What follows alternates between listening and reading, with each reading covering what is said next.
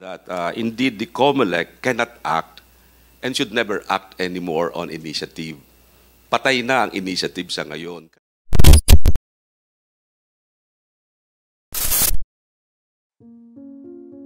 COMELEC, natauhan na rin sa wakas.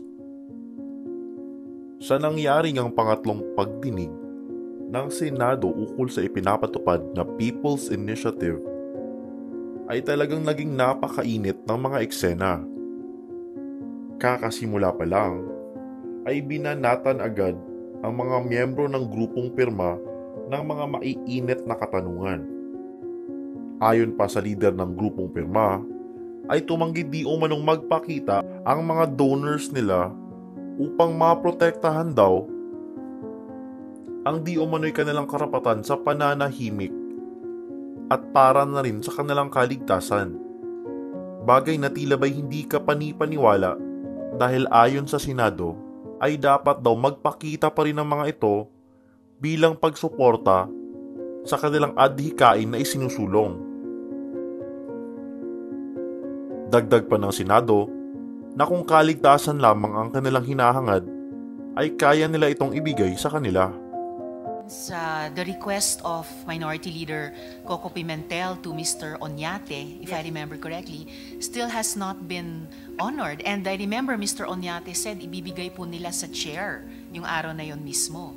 Yes, that's right. I think we had a 2 o'clock deadline, but we have as yet not received anything. Mr. Oñate is here. Perhaps you can reply to the question of Senator I have all intents of honor. Yes, please, Mr. Oñate, please. Madam Chair, if I may, just one quick. I'm sorry, I think Mr. Oñate would like to reply, Attorney. I had all intention of fulfilling what I said. I think I told you that we will submit the list of the donors with my lawyers. But you know, I obeyed what Senator Chis mentioned here, that maybe you might want to consult your contributors, which I did.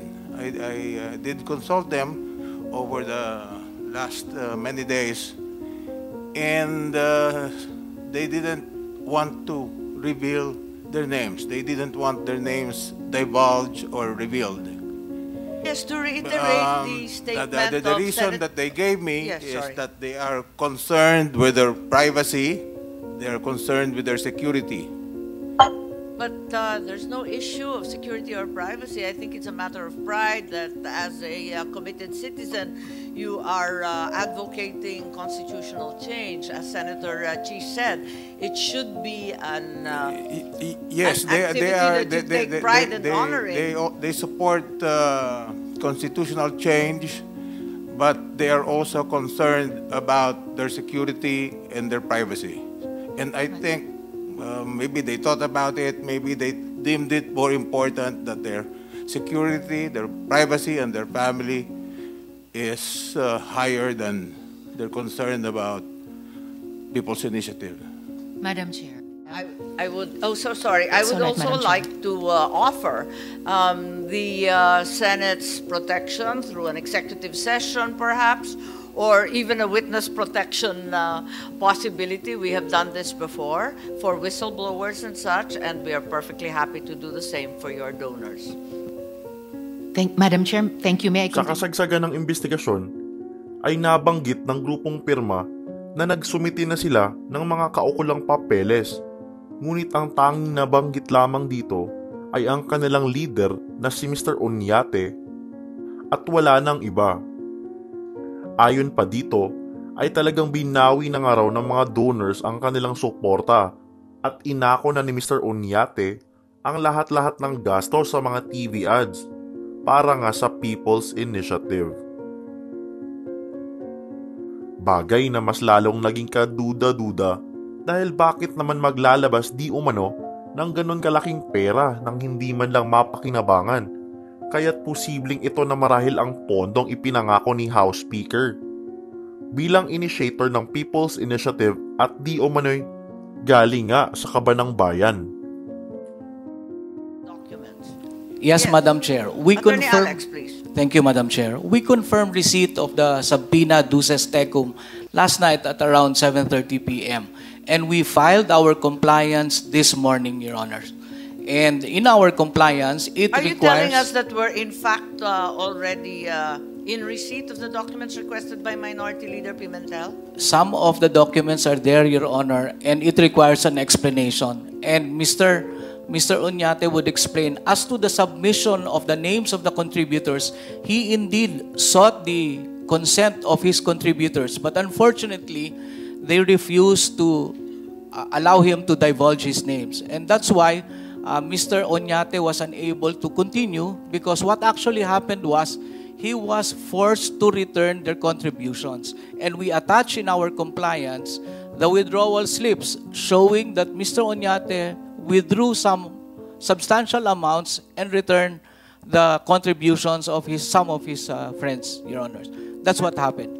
Ang sinasabi mo, palibhasa hindi kayo makapag-produce ng mga donor, withdraw na lamang yung pera at sinoli na lang ng solo ni Mr. Turn Oñate. their Ganyan po ba contributions, yung nangyari? Madam Senator. Madam Chair. Parang nalalabuan po ako. Madam Ano ba Chair. nangyari? Paliwanag po natin. Si Senator Binay, mukhang nalilito rin po. Hindi, Madam Chair, siguro magandang tanongin yung BIR. Sa ganitong transaction, wala pa ba yung BIR? Okay. Madam Chair. Yes po. I think there's a question muna. Mr. Oñate, tama po ba yung pagkaintindi namin na palibhasa wala yung mga donor o hindi kayo pinayagan na ibigay yung pangalan nila, sinagot na lang ninyo. So withdraw ninyo yung kalahati ng 55 at kayo na rin ang sumagot nun. Tama nga po ba? Yes. That's what I did. Men, hindi po tugma dun sa sinabi ninyo. Ang sabi po ninyo, ang halaga ng TV ad ay nasa 55 million. Ang unang pagkaintindi namin, 27.5 million. I think I withdrew a little bit more than that. Yeah. Okay. Pero, ang nalilito ako po rito, dahil yung billing statement ng Ghana ay nasa 211,935 million. Tama ba to? 786. Ba't lumobo to? Yung 55 million na dapat 27.5 million lamang, ngayon lumaki pa sa 211 million at higit. Yes, Madam po. Chair, that's a very sharp observation. But let me explain. The quotation there, the 211 million plus, was a quotation for an 8-week TV ad campaign. And what Mr. Oñate paid, that 55 million represents payment for only 2 weeks, Madam Chair. You know, unang na-raise na amount, 55 million. That was good for 2 weeks. But unfortunately, it aired only for a few days. Thank Lumabas you, din sa investigasyon na talagang hindi lihitimo ang nasabing grupo dahil huling taon na narehistro ito ay noong 2004 pa. Bagay na talagang hindi ka panipaniwala kaya't natanong kung bakit mas nangahas pa silang unahin ang pagproseso ng mga pirma ng PI sa halip na ayusin muna ang kanilang mga papeles at dokumento upang maging legal ang kanilang grupo.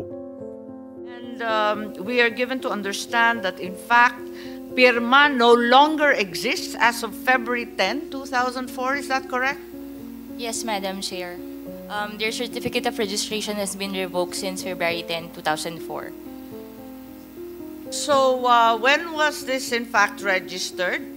The PIRMA was registered or incorporated on March 12, 1997, Madam Chair. So from 1997 to the date that you revoked their incorporation in 2004, I understand that the reglementary requirements, the documents that are repertorial requirements were not submitted. Is that correct? And for that reason, you therefore revoked its incorporation? Yes, Madam Chair. Since the time of their incorporation, they have not submitted any reportorial requirements with the SEC based on our records. Dahil nga nabanggit ng Commission on Elections na walang expiry ang mga pirma sa People's Initiative, ay minabuti ni Senator De La Rosa na hingin sa COMELEC ang mga pangalan ng individual na nais bawiin ang kanilang mga pirma at kung ano ang posibleng gawin para rito. Ngunit tila wala rin yatang ideya ang lokal na COMELEC kung paano ito gawin. Chairman, during our last hearing in Davao City, galit na galit yung mga tao na nakapirma. Gustong-gusto lang bawiin yung pirma nila. And I told the regional director that you said during our previous hearing that hindi mo alam kung anong gagawin para pagbawi ng pirma dahil, as you said, there's no rules covering that withdrawal of signatures. Wala kayong COMELEC resolution, the most, wala talaga kayo enabling law na pagbabasihan sa lahat ng gagawin ninyo. So, sabi nung mga tao doon, yung barangay captain, sabi, sir, hindi naman pwedeng pabayaan yan, sir, dahil that signature of ours for us is sacred. Sagrado yan sa amin, sir. Ngayon na na-realize namin, sir, na kami ay nailad. Alam mo ibig sabihin ng nailad? Naluko. Ay, gusto namin bawiin yun, sir. Hindi po pwede yun. Bubawiin talaga namin.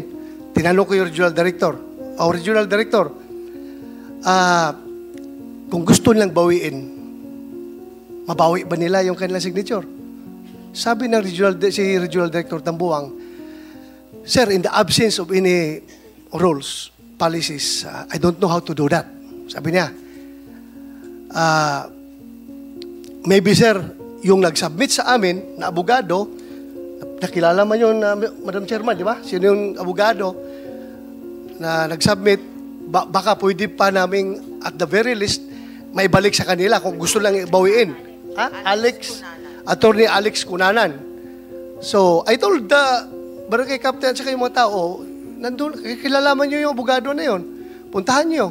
Sabi ng mga tao, sir, pressure namin yung abogado na yan. Hanapin namin yan para makuha. Now, the next question is, halimbawa, yung mga election officers doon, no, na nagbigay ng certification, na nag-receive sa mga signatures, maawa sila sa mga tao. Kasi, kababayan nila eh. Alam nila, ayaw nila yung kababayan lang na maisahan, ayaw nila yung kababayan lang na maluko. Sabi na election commissioners, masakit din sa kalooban namin, sir, na yung kababayan namin naloko sa perma. Kaya baka bibigay sila, ibigay na balik yung signature. Kung kukunin nila, sagrado yan. Kanila yan. Ngayon, kung bibigay yung mga election commissioner, ibigay nila, hindi naman kailangan ito. Balik namin yung pirma sa inyo. Wala, hindi naman kami kikita dito. Sa inyo niyan. Okay. Pag ibalik nila, are they, those election officers, liable criminally or at the very least administratively as far as your office is concerned? Kung gagawin nila yan? Binigyang linaw naman ang lahat ng ito ni COMELEC Chairman George Garcia na di umano'y walang kwenta ang mga papel na may pirma sa ngayon dahil wala pa itong bisa sa kadahilan ng hindi pa tiyak kung para saan nga ba ito gagamitin at handa umanong maglabas ng direktiba ang COMELEC para sa gagawing pagbawi ng mga pirma. Under 6713 po, pagka nga po nagpa-receive ng sulat sa isang ahensya ng pamahalaan, dapat po ay masagot in 15 days. Parang ganun din po. Ngayon po, para po masolve na lang yung problema na katulad po at napakaganda po yung nabanggit ng ating kagalang-galang Senator Bato de la Rosa, the COMELEC will be issuing the directive to our local COMELEC on what to do with these documents or with these signatures just in case our people who signed the signatures would like to withdraw the signatures from the signature sheets. In the meantime, parang stopgap measure po muna hanggat wala talaga yung review namin. Para lang po sa puso at isip ng mga kababayan natin, at least po, kung sa palagay po nila sila ay naloko, nalinlang, pwede po nila ma-withdraw yung kanilang signature doon po sa nasa amin. Thank you for that. Thank you for that. Because ang tingin ko, marami namang mga kababayan natin ang nasiyahan sa balitang ito at nahimasmasan.